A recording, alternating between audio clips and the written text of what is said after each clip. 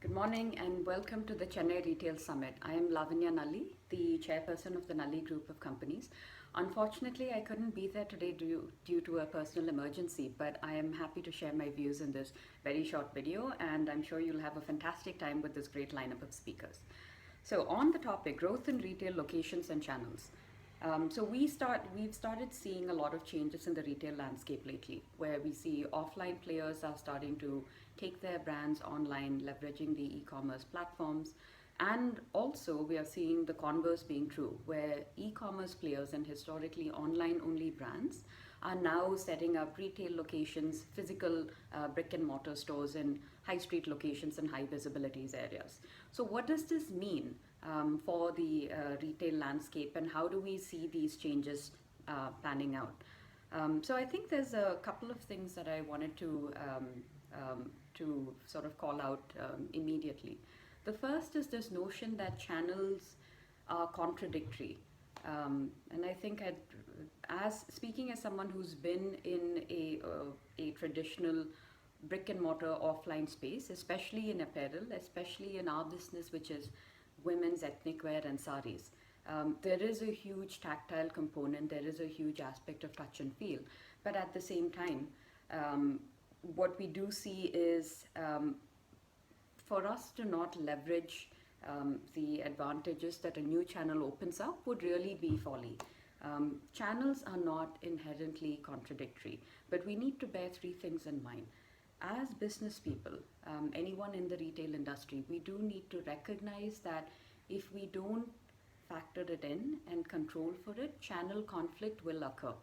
What that means is if you have a brand and you choose to promote that brand online through any of the large e-commerce players or through your own e-commerce platform, but you also have offline stores, either own and operate or franchisees. When you run promotions, and if you run promotions only on one channel, you're going to naturally see people gravitating towards that channel. And then this leads to channel conflicts, and this leads to the painful scenario I think that a lot of business people have experienced, where customers will walk into a physical store, use that as a showroom, and then open up their app and say, but I get the exact same brand, the exact same price online for far cheaper. And so they literally come in to use the trial rooms and then they go online. That is not inherently a channel issue. This is a management issue, where if you run a brand or you're somewhere in the ecosystem of this company, the onus is on us as business people to really think about the channel conflict that we are setting up and to say, okay, how do we run promotions in a way that when we do run a promotion, it happens across all of the channels, and so it really doesn't dilute the brand name, or it doesn't set up these kinds of inherent conflicts. The second thing that I wanted to talk about was how channels truly can be complementary, and that really is if we start thinking in an omni-channel perspective. What are the advantages that a traditional sort of offline player gains by going online, or by taking his or her brand to the e-commerce platform?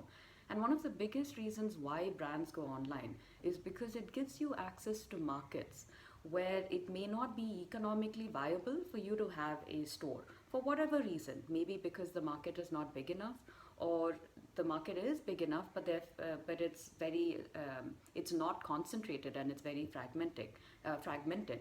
And so for these reasons, if one were to have a physical store, it would be of a smaller square footage, it would not have the entire assortment.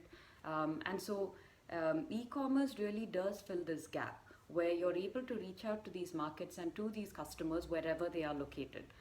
And vice versa, we start seeing that e-commerce players or online only brands are now also going offline. And that's because there will always be a group of customers who prefer the touch and feel, more so in certain products like apparel than other categories. But this is a way where you're able to get people to overcome that barrier of paying upfront, buying online, by giving them the opportunity to go to a physical store, experience it, trial their size, and then once they feel comfortable with the touch, the feel, the quality, the fit, and so on, they can choose to sort of buy that brand online the next time. So that's the second part about really what are the synergies, that's really what are the advantages of going to the different channels. And then when it comes to synergies, I think the way to think about it really is what is it that the channel offers when we open up this one channel that I can't do myself.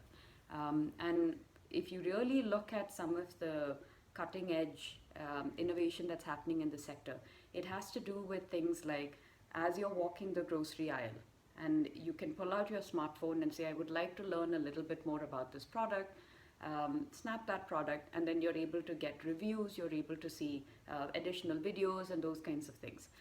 It makes more sense for electronics and products like that where there's a lot of research that's required before buying that, but we're starting to see that increasingly in India where more and more players are recognizing the value of having this kind of information and taking that out to their public.